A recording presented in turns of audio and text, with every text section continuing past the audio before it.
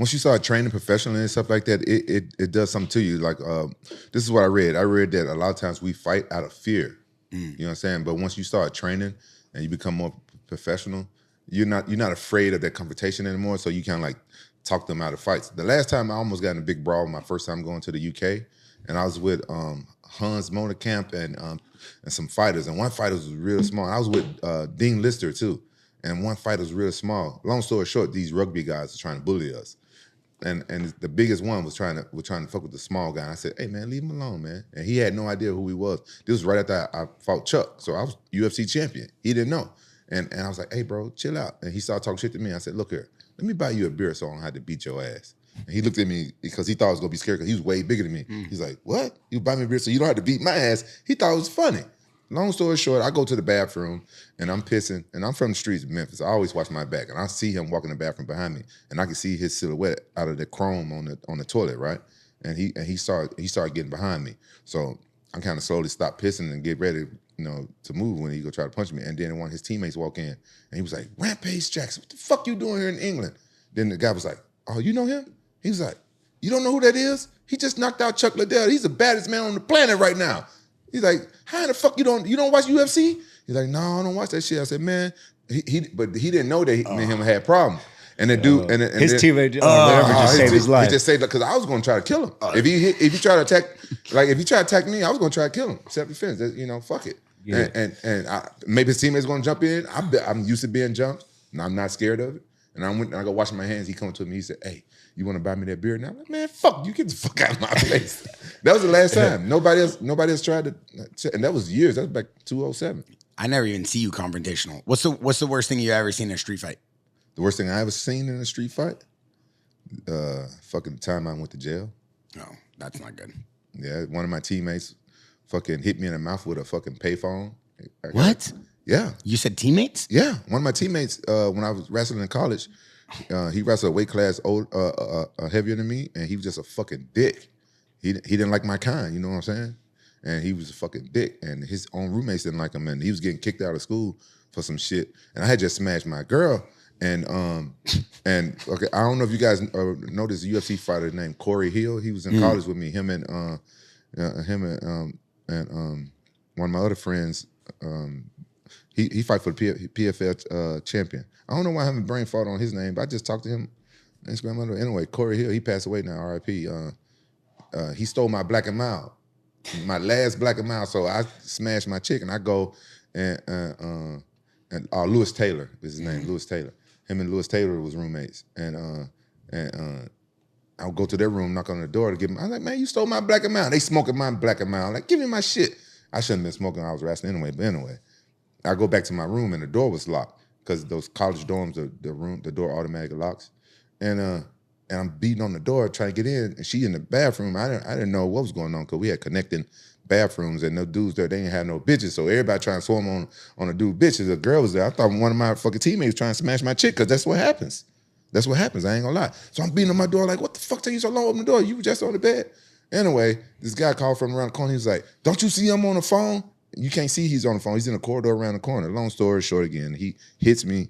I'm suing for walking up to him, but he hits me in the mouth with the payphone, and I try to kill him. And it was in the corner. It was blood everywhere. It was blood everywhere. And then I looked in the mirror, and I saw my lip open. This is what sent me to jail. I went back, and I started stumping him in his face because he was still down there. And my boy Big Perm, thank God, he pulled me out for him before I killed him. Jesus. And that was the worst thing I've seen in the street fight, and I'm glad I changed from that. That's why you won't see me in commentations. Now I try to talk people out of getting me angry. I'm like, no. That's why I offer people drinks and beer. Like, no. A lot of times, like I try to sense. I could sense that shit coming, or like I'm like, this guy's gonna be a problem. I try to avoid that shit. It's better because now we train fighters, athletes. It's better that we just because it's real easy to provoke to get a fight to happen. Yeah. I mean, it is the way I look at it. Like, I'm not trying to hurt nobody. You know, like I think about like, man, if I hit somebody, I could break my hand or something. I ain't fighting for free. Yeah, exactly. Yeah, you guys get paid to fight at this point. So what's the point? Yeah, and the judge, and it's not even fair. No, it's not. It's not even fair. And the judge will throw the book at us. Exactly. If we get in the fight, that's why if somebody test me, I gotta let them hit me first. Because we still allowed by law to defend ourselves, but still, like if you go to court, it depends on the judge. Like, you know, we can't just fuck them up. Wait, that's a thing?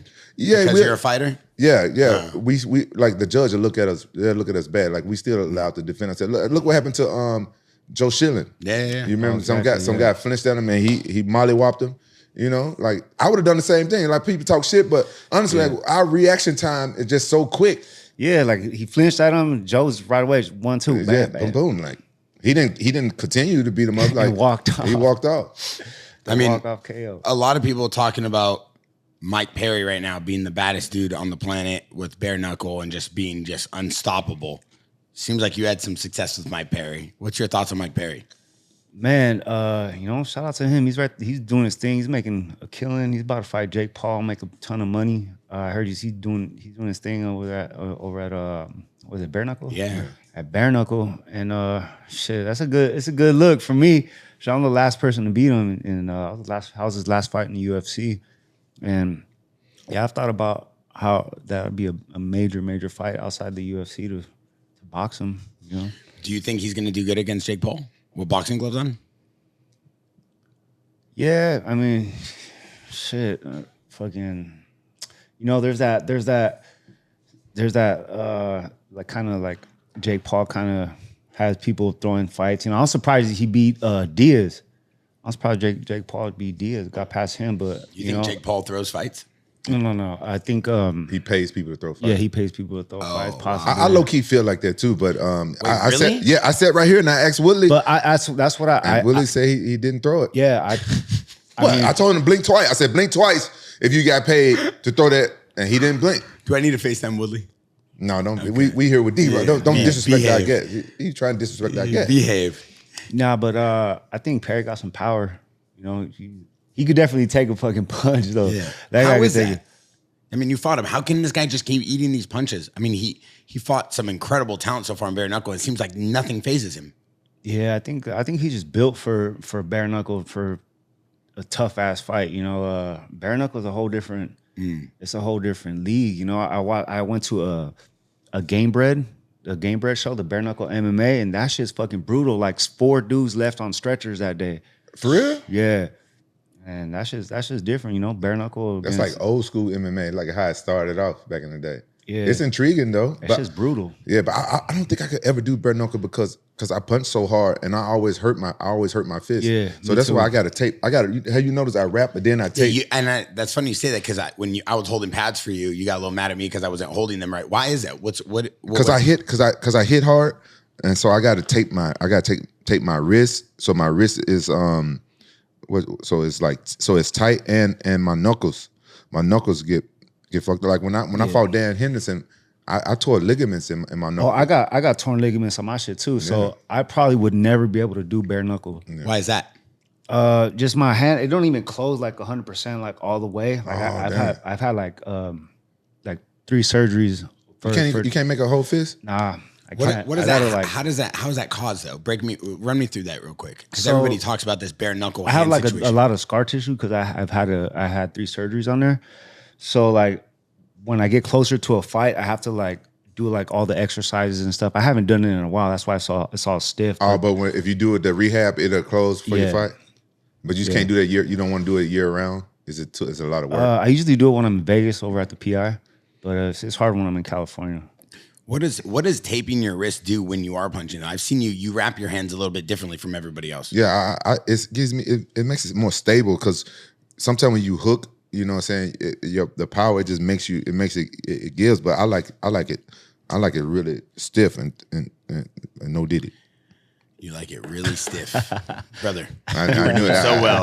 You were doing so well. I know. I mean, you like, and then he's doing this. Yeah, right? So that's like I know. You gotta This watch is the way he was holding it. Yeah. and you were getting all excited. Fuck, I knew I had to do it. It's gonna be a great soundbite. My God. But do you rather hit a bag with like MMA style, those UFC cut gloves, or No, boxing gloves? boxing. If I'm be hitting the bag, I'd like to have boxing gloves. Yeah, those MMA gloves don't have very much support, you know? But you would think, because I'm not a fighter though, but you would think that over the years they would create some sort of glove that is efficient and can protect your wrist so people could train with the same glove they fight in, like boxers. Well, a lot of people when they hit the bag, like Muay Thai. You remember those back they had those bag gloves for Muay Thai. Yeah, where it's just like it just covers Yeah, this part. yeah, it's like a little mitts. I like The those. little thumb sticking out. Yeah, I like those gloves. But I think a lot of times people hit the bag, they're not really throwing a lot of power shots. I feel, but sometimes for cardio, I like to throw power shots when I hit the bag. Sometimes.